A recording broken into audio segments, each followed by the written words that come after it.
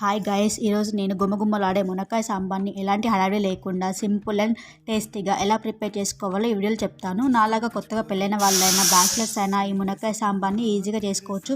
ముందుగా 1 గ్లాస్ పప్పు తీసుకొని 2 to 3 టైమ్స్ క్లీన్గా వాష్ చేసుకోవాలి. తర్వాత 1 కప్ పప్పుకి 1.5 గ్లాస్ వాటర్ యాడ్ చేసుకొని 1 టేబుల్ స్పూన్ ఆయిల్ అండ్ కొంచెం పసుపు యాడ్ చేసుకొని 5 విజిల్స్ రానివ్వాలి.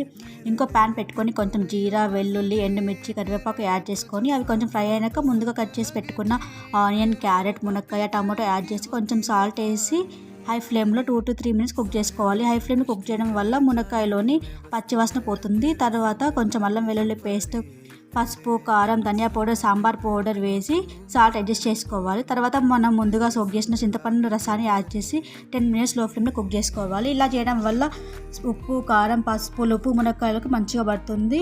తర్వాత పప్పు యాడ్ చేసుకొని వాటర్ అండ్ సాల్ట్ అడ్జస్ట్ చేసుకొని మళ్ళీ 10 మినిట్స్ లో ఫ్లేమ్లో కుక్ చేసుకోవాలి. అంతే అండి, గుమ్మలాడే సాంబార్ రెడీ.